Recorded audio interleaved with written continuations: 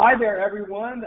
Thanks for joining us for this webinar in Key Trends in Private Networks for 2023 with experts from Celona, Utah Education Network, and iBwave, hosted by Dean Bubley of Disruptive Analysis. We really appreciate you joining us. My name is John Brewster, and I work in marketing here at iBwave. And I just wanted to cover a few housekeeping items. So this webinar will be recorded, and you will receive a recording of the webinar after it concludes. You'll get that note from GoToWebinar. You can also ask questions throughout, and we'll have a question and answer time at the end. So if you submit those questions, we will address those as they come up, or at the end when we have a time for more questions. And with that, I'm going to hand it over to Dean Bubley, who will be moderating this panel. Thank you so much for joining us. We really appreciate you being here and spending the time with us.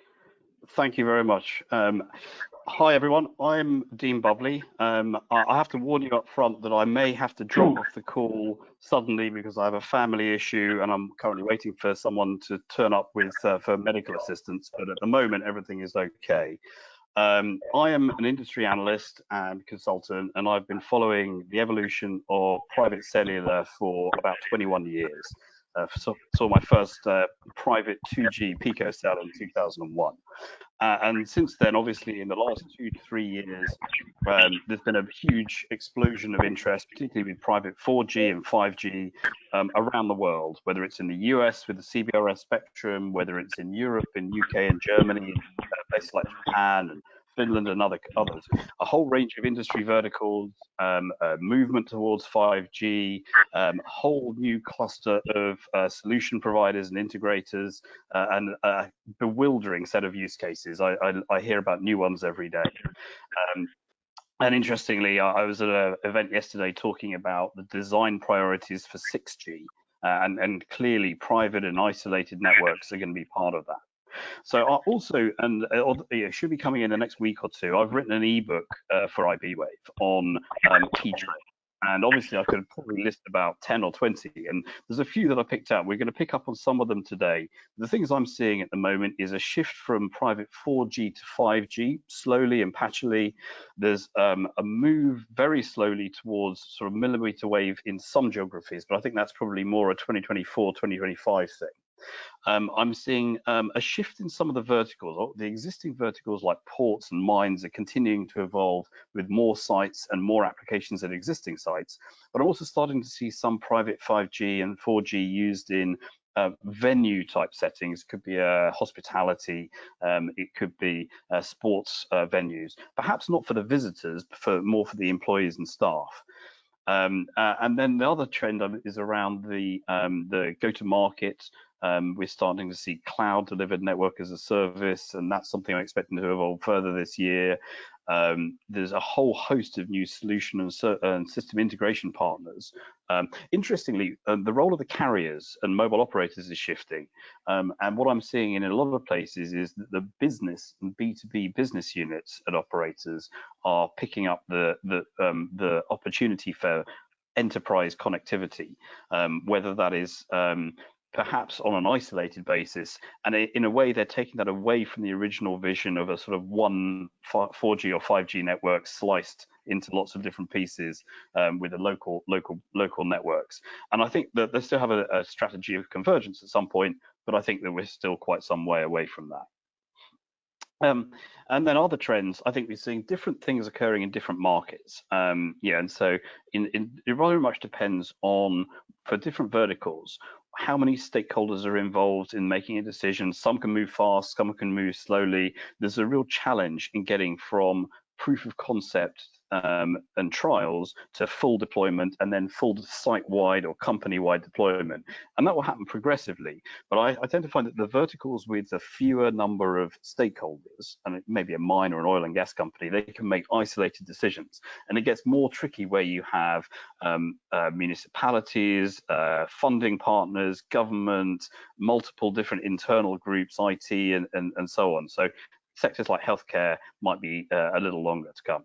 So anyway, that's my preamble. What I'd like to do now is to get the three other panelists on the call to introduce themselves, their organizations, and what they're seeing as key trends for private networks. And I'll start with Mehmet Yavuz from Celona. Mehmet, over to you.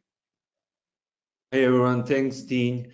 I'm Mehmet Yavuz. I am one of the co-founders and CTO here at Celona. I assume many of the folks know about Celona. My background is wireless communications. I used to be at Qualcomm for more than 15 years as a VP of engineer. I have been involved in private cellular for quite some time.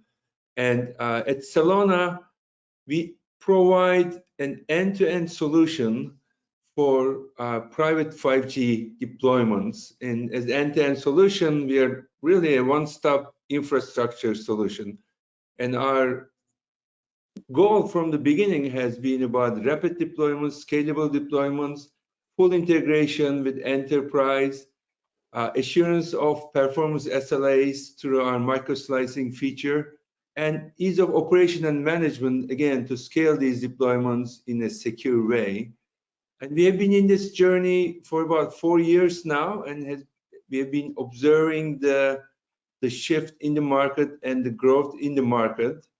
And in terms of my observations, specifically over the last year, I think that's what you specifically were asking, Dean.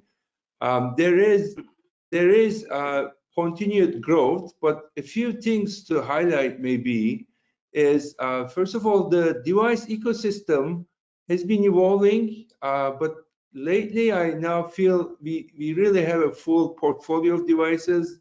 There were a few gaps here and there, but now the ruggedized tablets and some of the handhelds are having the support for the, in US, the CBRS band, and also 5G. And our SA support is finally fully there, I feel. There's always a few more devices one can hope, but now I feel like we are beyond the critical mass. So that has been a big enabler in my mind. And what I also see happening in 23 is really 5G coming in a real way. I mean, frankly, all the deployments so far has been 4G LTE, majority, I should say. But in 23, I think with the devices becoming available, we see a growth in 5G deployments, and we are going global in multiple countries. There are a lot of countries with private spectrum that can be used for these deployments. And in terms of verticals, we see a lot of non-carpeted enterprises. When I say non-carpeted enterprises, I mean, warehouses, distribution centers, some factories, some processing plants and refineries. So all of those more industrial type of segments, we see clear need for example, in their outdoor areas to cover the lots and the yards and the connected workforce and their forklifts and so forth. And indoors, we see a lot of use cases with AGVs and mobile robots and, again, connected workers. Now, I feel the carpeted enterprise is evolving, and the big enabler there, of course, will be neutral hosts. We see some early deployments. We are in multiple pilots, but I feel like the neutral host type deployments will really start and ramping up more in 24 timeframe next year. Yeah, thank you for that, Mehmet. And I realize Celona to date has been predominantly US and CBRS focused. And I see slightly different things in other markets where it depends. In some countries, the spectrum bands available are essentially 5G only. There's no 4G equipment. Correct. So that sort of determines that. And the other thing is that in some markets it's easier to get like a small area ring fenced for say a particular facility like a port or a coal mine with protected spectrum rather than GAA spectrum. And I know with CBRS that you're trying to get smaller size quantity by slicing up the PAL licenses, but I don't know how far advanced that is. Yeah. I mean, the ecosystem has been evolving in US in terms of how to work CBRS spectrum. And the good thing is it has been used by many entities, but now the third tier GAA usage, you know, the ecosystem is learning, honestly, to how to most efficiently use the spectrum. And in other places like Europe and Asia, as you said, the model is a bit different. It's a more protected, specific area coverage. Yeah. And it may simplify, honestly, some of the deployments to have a simple model like that, for sure. Yeah, although sometimes it comes with fewer devices than you're seeing for CBRS, so there's sort of a trade-off there. Okay, thank you very much, Mehmet. We'll come back to you soon. Next speaker on the call is Jim Stewart, who's from the Utah Education Network. I think it's changed to UETN, I believe. That's right. Yeah, thanks, Dean. I'm Jim Stewart. I'm the Chief Technology Officer for the Utah Education and Telehealth Network, and we've added telehealth several years ago, and we continue to try and incorporate that into our identity, and certainly an important part of what we do. And we have over 1,900 sites that we are responsible for around the state of Utah, and we are a state agency in the state of Utah, and we do cover higher ed, public ed, libraries, healthcare, and then some of the state government and county governments also occasionally. We got into wireless, and my background is not wireless. My background is in building wide area networks. And that's what I do. That's what I've been doing for a long time. And several years ago, the CIO at the University of Utah looked at me one day and he said, you know, Jim, when 5G comes along, you're not going to be relevant anymore at the Utah Education Network. And so we just sort of had a chuckle. And then for a few years, he kept just needling me, just like, you know, what are you going to do about 5G? And so that got me interested in 5G. And then we're also part of the University of Utah Award for the Power Grant, which is the platform for advanced wireless research that the NSF awarded to the University of Utah several years back. And the University of Utah, in conjunction with Rice University, that was the first Power Award. So university's instance is Powder. And that just got us really looking at and interested in the 5G and the advanced wireless space. And then I had Jason Ayer from Murray District. And Murray District is kind of famous out there, and you probably have all heard of what Jason is doing. But early on, he came to us, and he had done a lot of work with the FCC and done a lot of studying, and just asked us to implement a core. And my first reaction was, why would we want to do that? Why would we want to get into the cellular business? But the more we looked at it, the more interesting it seemed. And so we decided, and this goes back 5 years at least, and maybe longer back, but we decided we were going to do a pilot. And so the first thing that we did is we tried to put together what would the elements look like. And so the next thing we realized is, first thing we have to have is spectrum before we can do anything else on a pilot. So that got me spun off for about 2 years, just going in search of spectrum. And we really realized early on that for us to have any shot at getting the EBS spectrum, which we never did get, and they've auctioned it off, but for us to do anything in any of those areas, we had to be taken seriously. And unfortunately, education was not taken seriously by the FCC, because they'd gone out and released that space out to the carriers. And so for us to be taken seriously, we really realized we needed to get into being an operator in this space. And that's really what we wanted to do. And initially we were going to just put in a very small core instance. And in fact, we didn't care at the time if we ran the core or if we had somebody run a cloud instance for us, but we wanted to just get into that space and we had committed from 4 districts to be a part of that. And that's only interesting in the fact that that's what we had planned to do, and it's not what we did at all. We ended up getting CARES funding, and we put in about a $600,000 implementation of equipment, and we did, the core and RAN and UE stuff, and just ended up being 28 sites because of the CARES funding, which was way too big of a pilot. I mean, it's gone crazy how big it's gotten. And now we have well over $1 million of embedded, implemented equipment throughout the state of Utah. We've learned a lot. We learned such a great deal from actually having our own core. So now I've just come to the conclusion, we have to have our own core. We have to be able to run that. There's so much power in being able to distribute the core ourselves. Really, we're trying to figure out the security of the RAN network, and we have our security team working on that.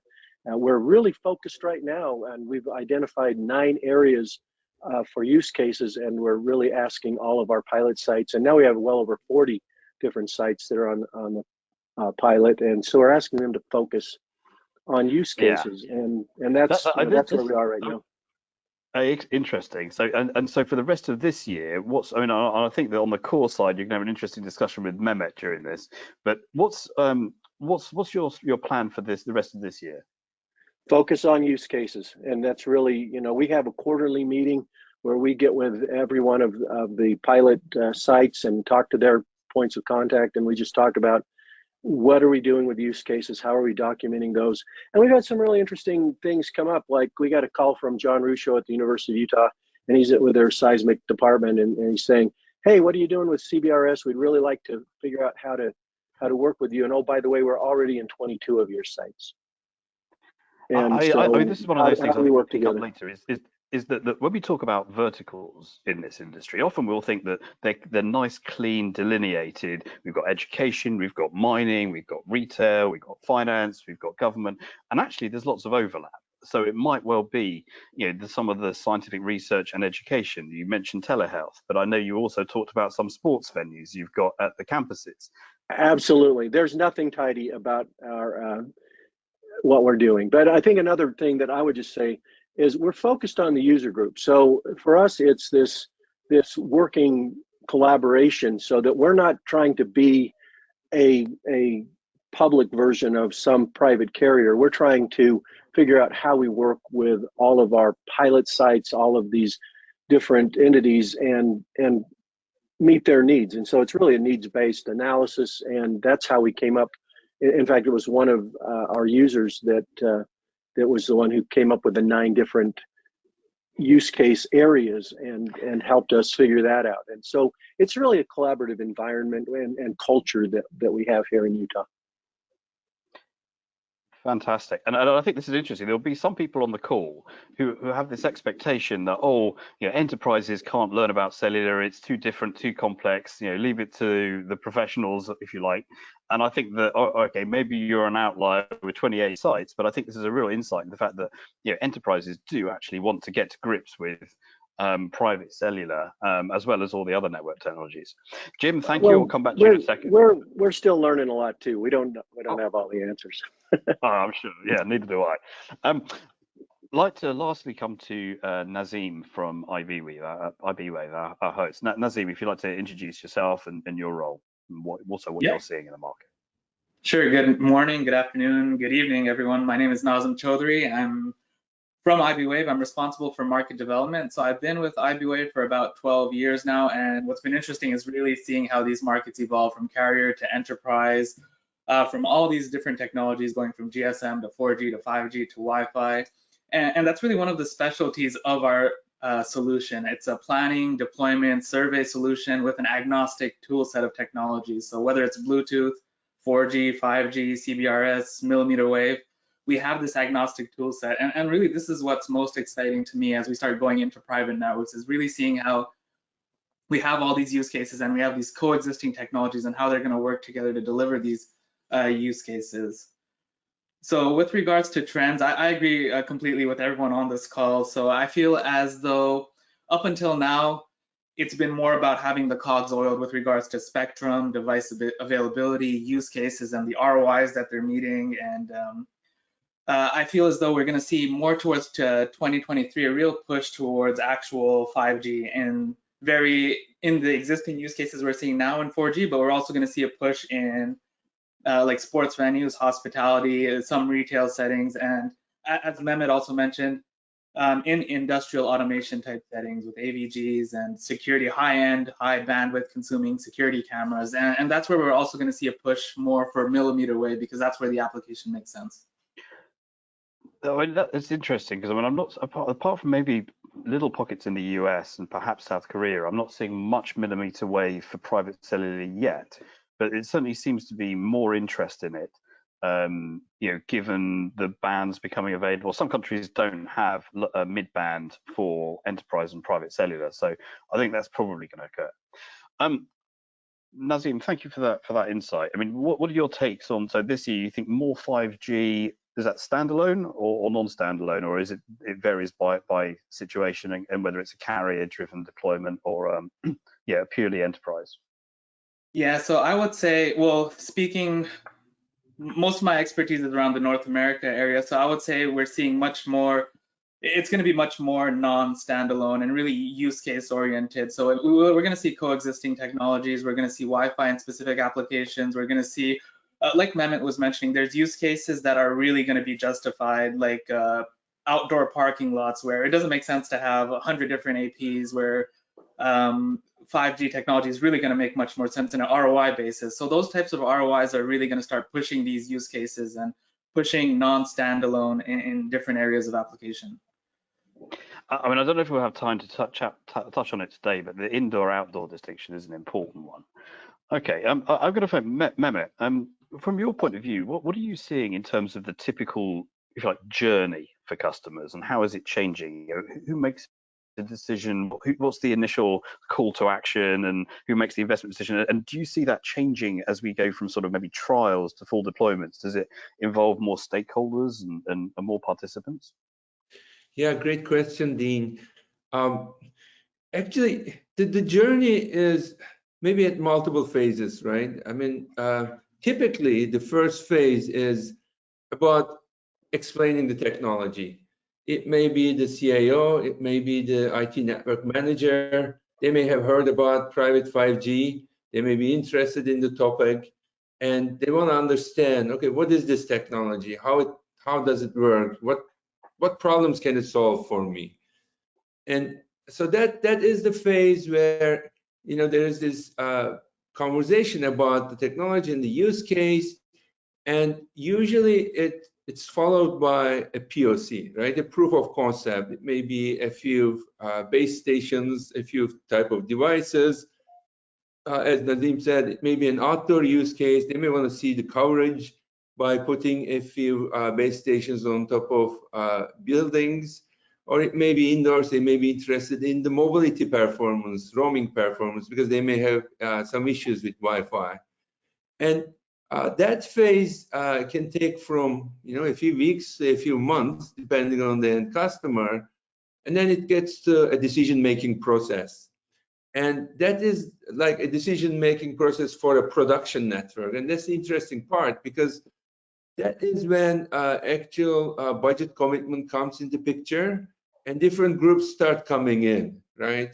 The device group comes in, and they say, okay, I have Zebra tablets, and my refresh cycle is next year, right? How does it align with that? And it may be some business owners, right, in the whole facility. They come in and they say, okay, for my specific application, would that work on those devices? My enterprise application, would it work on that device, and so forth.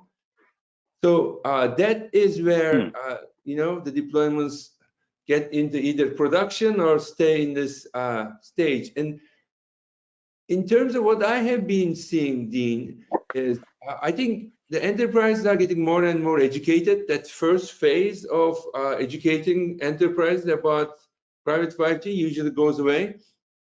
In our experience, they're already experienced with the technology, and they're more prepared with the use cases and so forth. So we clearly see that change.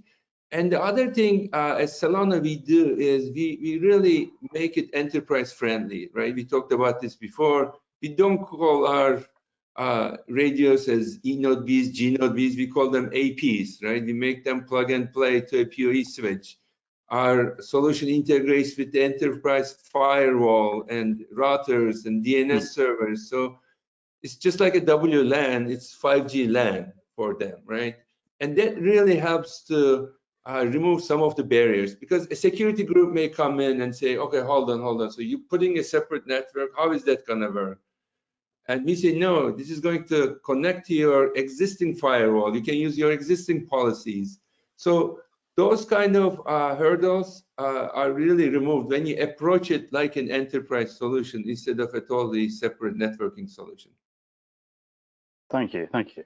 And Jim, I mean, you talked us a little bit through your journey on that, but I mean, do you see that as typical in the education sector, or have you spoken to anyone else who's gone on a similar trip to yourself, or do you think you're a bit of a, leaving aside the 28 sites, a little bit unusual on this?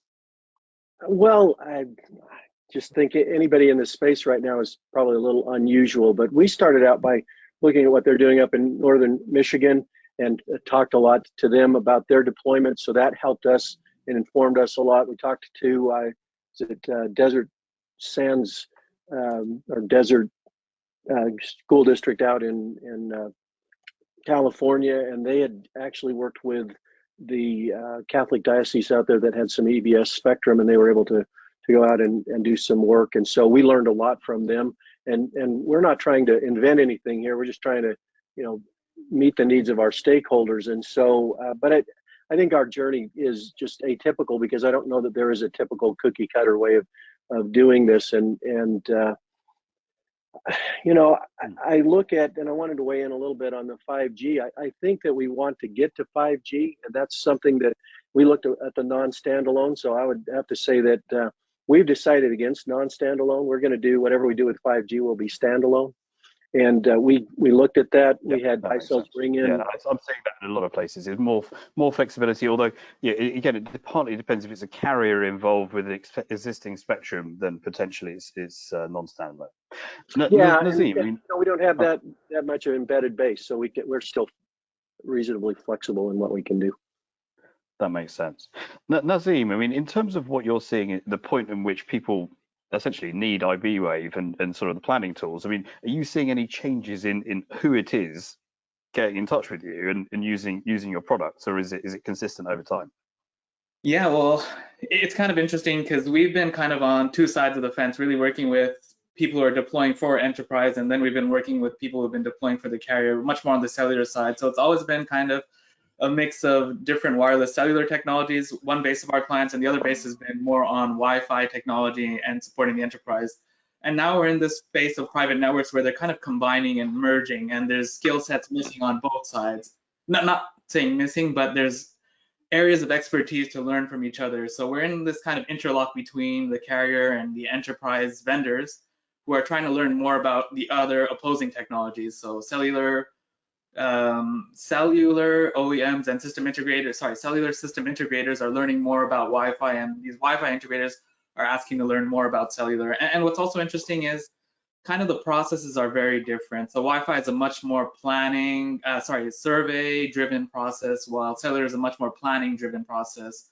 So it's really about finding the right workflows to accommodate for these deployments. So that's where we're seeing growth with our existing clients, trying to learn more about the different side of the fence, I would say. Okay, I get it. Interesting. Yeah, I mean, in a way, I'm almost like seeing convergence among the sort of channel and integrators, possibly faster than convergence in the technology. I mean, okay, Mehmet, I know obviously you've talked before, and we've spoken a number of times about the idea of gluing together in some way, private cellular and Wi-Fi. How far has that actually gone beyond PowerPoint, or is it more? It's like integration at the sales channel level rather than the technology level. I mean, honestly, in practice right now, it is more in the sales channel and go-to-market motion. And I mean, there are technologies out there that can help that synergy between these two technologies. Well, the basic thing I'm seeing is the device ecosystem, right? How devices select one technology over another, how seamless that roaming is between the two technologies. I see some enhancements already happening on that front, because typical device may be designed to stick to Wi-Fi as long as possible because it's designed for a consumer at home. They want free Wi-Fi to be as sticky as possible. But in an enterprise setting, as you have private cellular outdoors in the parking lot and Wi-Fi indoors, that transition you may want to be more seamless. And so that we are seeing as a focus area and some enhancement. The other part we are seeing, Dean, as the first level of integration, I would say, is how do you bring the dashboards, the this single pane of glass of the Wi-Fi network and the private cellular network into one single pane of glass, right? That we see as an important area of integration, maybe at the initial level, so that the IT and networking folks don't need to chase each device separately, individually, trying to figure out, oh, there was a call drop here. Let me find out, was it on Wi-Fi or was it on 5G? And so you got to simplify those things. I think those are the initial parts, and more integration will come later, I would say. Thank you, Jim. From your point of view, what's the overlap between Wi-Fi and private cellular from your point of view? Well, I really think that private cellular belongs mostly on campus and probably inside of our buildings, and so I think that it's complementary with Wi-Fi. It's not going to replace Wi-Fi, but I think that part of this interesting thing is I've talked to some of the manufacturers where they're going to put the CBRS radios in with the Wi-Fi radios, and you start to think about how that might work, and you get a footprint on CBRS radios of 4x a Wi-Fi radio. So now you could go out there and you could salt in to your existing infrastructure and just replace every fourth radio and have that be CBRS and cover the entire area, but also you're still going to have Wi-Fi as part of that. And we're really interested in Wi-Fi, but with what they've done with Wi-Fi 6 and some of the complexity that they're driving into that, just makes the case for private LTE and 5G better. Oh, that's interesting. I mean, that runs counter to what I often hear, which is that particularly Wi-Fi 6E with more spectrum, and then forthcoming Wi-Fi 7 with things like multi-layer, multi-link operation. Certainly for some use cases that could improve things. But I think you're the first person I've heard who said that Wi-Fi 6 is more complicated. But that's an interesting observation. That's what it's the back end of it that they put all those algorithms in as to how it selects the spectrum, and that just really impacts the performance and the reliability of it. So yeah, and one thing I'd like to add as well, when we talk about deployment, we're kind of looking at one side of the fence, really communicating that data back and forth, but the other side of the fence is once you have, or who actually has control of that data, how are they going to use that data? How are they going to manipulate that data? So we're seeing a real expertise or skill set growing in the software development world with regards to how are you going to secure that data? How are you going to turn that data into actionable insights? And how are you going to use it for all these different tasks you want your private network for? These use cases with regards to automation, smart homes, and whatnot. So that's where we're also seeing a growing expertise for the OEMs. Yeah, good. Important, but not talked about enough. But really is important to us who has that data. And Dean, the other thing on just the use cases is there's better security. There's if you're going to talk about IoT and about just some other things, broadcast, you look at how the LTE propagates and how solidly that holds the performance of the bandwidth, and that there are just some applications that are going to run better than when you have Wi-Fi that's just all over the place in its performance. My sense is that we talk often about convergence, and I think that perhaps the future is a better word is combination. And I think there's multiple ways you can combine different network technologies. You can you can do it in the same device, you can do it in the same physical enclosure, the same backhaul. You can have the idea of handoff from one to another. You could maybe map a VLAN in Wi-Fi to some other group of SIM or eSIM based devices in private cellular. You might well have other networks. You could have public mobile, fixed Ethernet, LoRa, a bunch of other stuff. And I think there's going to have to be a whole set of tools that fit that into a business process. In let's say a factory where you might have AGVs that move around. You've got sensors which are fitted to the walls but are battery powered. You've got laptops or traditional handhelds which are Wi-Fi or even some other wireless protocols. And I think that the convergence often assumes it's all going to be anchored in the same place, and I think that's one scenario, but there's a lot of other alternatives. Okay. I'm going to move on a little bit. What do you see at the moment, the trend for the rest of this year being a proliferation of the number of sites and more sites and more networks, or adding on additional applications and use cases to existing ones, or both? Could there be a third opportunity? You know, so I would say that for us, engineering and understanding really about how we get the best performance out of our radios is right at the top of where we are going to be focusing in the next 12 months. Okay. Mehmet, well, what's your take? Obviously, I presume that you're hoping to sort of equip more sites and sell more networks, but are you also seeing people coming in and saying, well, we want to have application number 2, 3, 4, 5, 6? Yeah, I mean, I hate to say this, but we see both, Dean. I mean, one is what we call land and expand, right? I mean, there has been some early adapters of the technology, and they had like one use case that they started. They started small in a certain specific area, but as they see the capability of this network, different groups within those enterprises start showing interest, right? We start seeing like security group coming in and saying, oh, by the way, we wanted to put some cameras on our perimeter fences. Can we do that? And we say, yeah, you can add that to that network, right? And then there are some maybe future-looking groups who are testing some, you know, robots or AGVs, and they say, okay, maybe we can start testing our system, see how it works. So that we see, that's really the expansion, and we see that happening in multiple different verticals. But the other thing we are seeing is global expansion. That's a big focus for us this year. Again, as we discussed, with the availability of the 5G, especially 5G standalone devices, now we see a bunch of global markets opening up in Europe and other places. So that's a big focus area for us this year as well. And Dean, you know, neutral host is very near and dear to me, and that is a journey.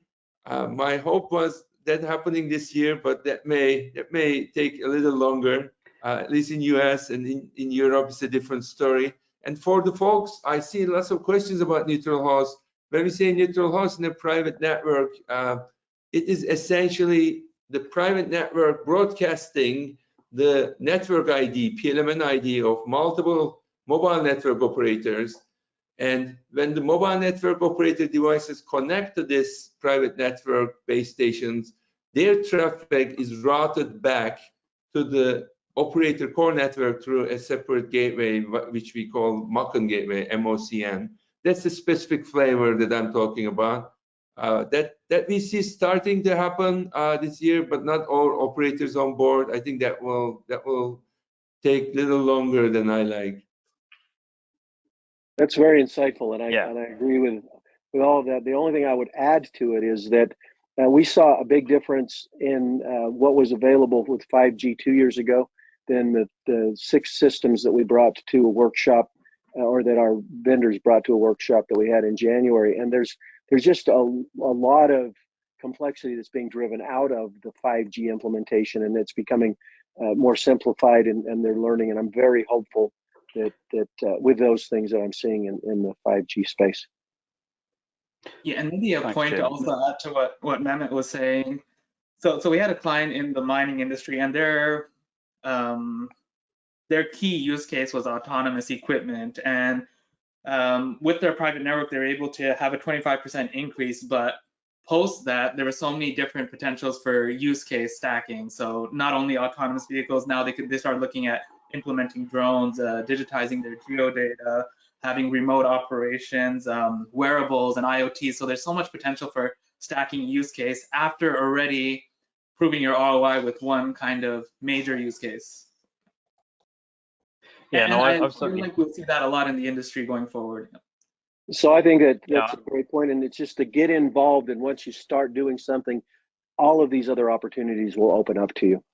Absolutely. And Jim, do you evangelize internally, or do you have people coming to you? Well, it's one of those, it's probably like Gladwell's tipping point. There's things that we went out and started to talk about initially, and then people start mentioning it to each other. And really, we've had so much traction on this by people coming to us. And so, one of the things we haven't talked about, but we're assisting with an implementation in Arizona, and they're using our core. We're helping out with some of our peers in Michigan, and we're having other discussions around the country, because I think there's just a lot of power. It's the neutral host. It's the how do you work together and actually really share the data. And we're focused just completely on data. I don't really worry or care about the voice aspects of this, but how do you share that data, and how does that become seamless? And when I go somewhere else and just can get on there and it works well, and it looks like I'm sitting at my desk at home, those are the things that we are really are fascinating to us and are really pushing this along. Excellent, great, thank you. There's a couple of questions in the chat, and I'll sort of blend that in with the ongoing theme about interoperability between private cellular and public cellular, and that's something that we've been talked about for a while, whether it's a truck coming into a warehouse and then leaving and going on the road, whether it's the sort of the neutral host and the visitor coming on site, and I don't know, you arrive at a hotel and you scan a QR code at reception and you're on the private network. My sense is that that's still a way off from being something other than a science experiment. But Mehmet, you might have a different view on that. Yeah. They're really, I think the bottom line in this thing is, what device do you want this roaming capability, right? For many enterprises, we see a great use of dual SIM devices. If the device is provided by the enterprise to the end customer, if enterprise has some control on the end device, then this dual SIMs, where it may be an iPhone, it may be a Sierra Wireless gateway, you can have multiple SIMs, and you can configure them such that when the device is inside the private network, it prefers the private network. When it leaves the facility, it goes back to the macro cellular network. So that model we see happening for the specific devices the enterprises are providing. It may be a tablet, right, or a handheld smartphone. Now, the holy grail here is the any device that people carry in their pockets, in their hands, right? A consumer device. How do you provide that roaming capability for those devices? So when somebody gets into a hospital and doesn't get good cellular coverage, how can they switch back? How can they roam to this private network? And that is the neutral host solution with Mach-E Gateway. And we have developed the technology here at Celona. We have been testing with a few operators, and the technology works great. And it's basically, as I said earlier, the private network broadcasting multiple network IDs and the device attaching to whatever is the right network ID, and that traffic getting securely routed to the operator core. However, I think this is more of a business question. Like, not all operators are agreeing on this yet. They need to align with the business model and so forth. In my opinion, the simplest model is there is no money exchange. Maybe it's a simple coverage extension for the operator, and for the end enterprise, it's really providing great service for their visitors and customers. But that business angle needs to be sorted for sure. I think it's a business model, and I think there's also, what I see is quite a lot of reticence because of cybersecurity concerns if they're using a Mach-E gateway. And it's one thing that if you go to, let's say, an established, let's say someone like a tower company or an infrastructure company that the operators already deal with, or one of the other networks, there's a sort of peer relationship. But if I say, hey, I'm running Dean's neutral host in my office with a Mach-E gateway, everyone's going to go, well, I'm not connecting my core to yours. Who are you? And I think that there's certainly some practical and cultural barriers in some cases. Very true, Dean. And I mean, we're going through that. And I mean, the model that we are seeing is there are a few entities who has the contract that they sign with the operator, right? They take the responsibility of the privacy and security of the solution. There are liabilities associated with it, and they are the providers of this service. And then they go to the enterprises and provide that solution. But it's not practical for operators to have a separate contract signed with every end customer, right? For the like Dean's business and so forth, in this example. So there has to be these entities who are taking the liability and responsibility for E911 and all other services. Thank you. I'm afraid I'm going to have to hand over to Nazim to take over, because I can just see that my medical assistance for my family member has arrived. So thank you all very much. I'm glad I've been able to be on the call this long. And if I can hand it over to you, I apologize once again for disappearing from the call. Thank you, Dean. We wish you well. Thank you very much indeed. And I hope the rest of the call goes well. Thank you. All right, and if I could just talk about a little bit the neutral gateway, or at least the working with carriers. That's something that's very interesting to us. And what we've found is that perhaps these carriers that have gotten the PAL licenses and are in CBRS, and they're not the tier one, but they're building out these footprints. That's very interesting to us, and we find that they might be more willing to partner with us, because we don't want to build a footprint that goes out beyond our campuses. We would love to find a carrier that will work with us, so that when we get off the campus, it seamlessly goes over to their networks and their radios, and you know, it just but it comes back, the data flows back to us directly, and it goes back to who has that data, and you know, the control of that. And there's some privacy issues, there's probably security issues in that. So we're looking for that. If you have ideas, we're certainly, that's high on our list of things that we want to explore and figure out. Also, we should definitely follow up, Jim. This is an evolving ecosystem, and I think we haven't seen the final stage yet, but I see a lot of momentum. Again, I don't think it's a technology question, it's more of a business case and privacy and regulations and so forth.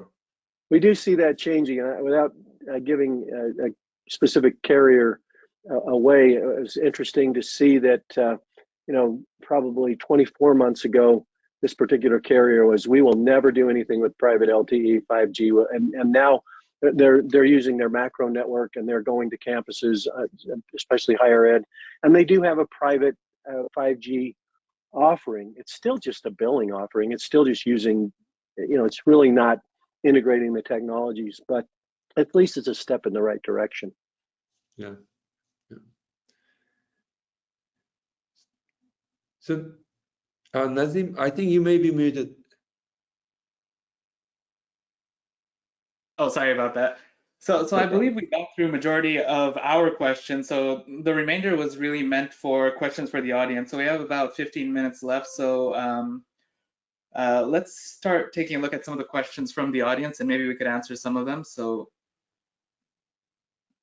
let's take a look. And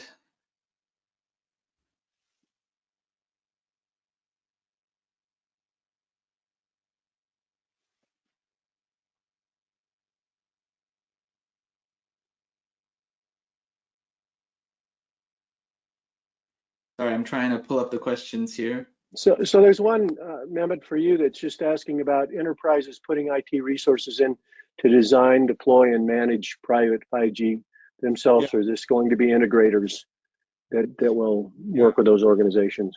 Yeah. I mean, I was typing some answers. I don't know if it shows up here or not, but the basic answer is it really depends on the enterprise. We see some large enterprises with large IT groups who are accustomed to, you know, designing and managing their Wi-Fi networks. For those enterprises, they like to be very involved in the design and operation, and that's what we do with them. We work together with them, and they take over basically after the design and deployment, the management operation, they take over. But there are many enterprises which have outsourced Wi-Fi already, maybe, or they prefer this third-party MSP, managed service provider model, And for them, maybe it may be a mid-sized enterprise. It may make more sense to work with an SI or an MSP. So we see the mixture, and it seems to follow whatever they are doing already with Wi-Fi networks today. I would just say that when we signed our first contract in this area with the Corps, we were about ready to drop the integration services. We thought, well, we'll just put more into the maintenance and drop the integration. And our provider just said, no, we'll work with you on the maintenance, but you better not drop those integration services because you're going to need help with those. And I would just say that, if you're just learning and starting out, you better get the best engineering and integration help that you can find. And that's going to make all the difference. It certainly made a big difference for us. We didn't just learn how to do this. And I see Corey and Brian, two of my staff, are out there in the audience, and just really a big shout out to them because they learned a lot, but we started with good integration services from our providers, and absolutely essential to what we did. And you folks have been at the forefront. You've been really trailblazers here, in this space, Jim. And what we are also trying to do is to make it scalable, right? So that it gets deployed in most of the enterprise. That's our vision. So we are really making it scalable and easy to integrate with enterprise networks and so forth is a big focus for us from the start. Scalability is key. And I've been interested, AWS has got their offering, and they say, we'll just send you a kit. And I was trying to talk them into sending me their kit because I wanted to see what the kit looked like, because, you don't want to have your best technical people do all of the implementation for you. Wouldn't it be cool if you could have this kit that you got sent to you and just, somebody there at the office could unbundle the kit and put things up and make it work, or you could have the maintenance folks at your location do that, and you don't have to have the really gifted technical or trained technical staff to be able to do that. So I'm really interested. One of the things that the University of Utah is doing with their powder project is, and their stated goal is, how do they get more off-the-shelf, low-cost solutions to this 5G deployment? And we're all trying to drive those prices down. Yeah. What other questions do we want to address? Yeah.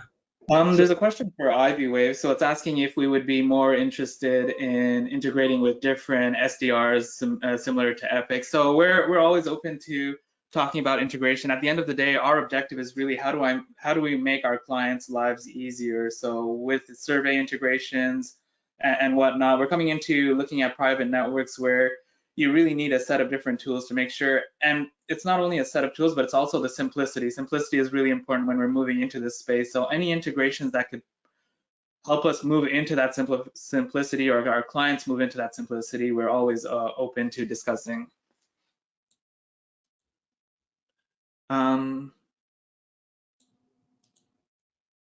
This is another question for iBwave. So it's asking if there are going to be more softwares that are becoming more accessible for smaller companies. So if you're not familiar, we just came out with our own, with a more catered private network solution. So I would encourage that you go look at it. The whole objective is that it becomes more accessible for larger audiences and smaller companies. So maybe there's one question which is related to both iBwave and I guess Celona here. It's asking about the regulations for transmit power and so forth. The regulations for transmit power is different for different countries. I mean, in US, the indoor deployments is limited to 1 watt. But what we see is, compared to Wi-Fi, we typically get 4 to 5 times better coverage per AP per radio, and iBwave is a great tool to do the right modeling for your deployments. But that's a rule of thumb, I would say. And indoor manufacturing environments, we see a lot of use cases. Yeah, absolutely. So we have another question. So it's when we compare 2.4 gigahertz Wi-Fi regulation of 1 watt in indoors to 5G standalone with regulations nearing 2 watts, do we see a significant benefit from 5G in indoor manufacturing environments? So yeah, that's the one I was just answering, Nazim. Maybe I just went very fast, but Oh, yeah. yeah. So I mean, 1 watt is the limit in US for private LTE 5G. In Europe, it's a bit different, it's higher, but typically we see 4 to 5 times better coverage than Wi-Fi. Yeah, absolutely. Sorry about that. I was reading the wrong question. The second question is, what is a good example of a 5G device that is loud like a radio and has a big battery like a radio and is rugged like a radio? So that's a tough question. I'm not really on the device side, so if anyone has expertise with that. I typed an answer to that question. I don't know. It doesn't look like it shows up. I don't know. I'm doing something wrong here. But there are some gateways, IoT gateways that we use, and they can go up to up to 1 watt transmit power. In US, it's a different category. And the other key thing is to use the right antennas. What we found out is these ruggedized devices with the right directional antennas can increase the range enormously. You have like 10 to 15 dB gain that you can get from a directional antenna on the device side. And Jim, I don't know, you folks have large coverage areas too, if you have any experience on this front. We do. In fact, we have contests going on at how we can get the farthest reach from different radios. But I think that you get right back to, and it's really my statement earlier about we're focused on engineering, because it's really figuring out how to get those, the directionalized antennas and in the right place, and its placement on buildings.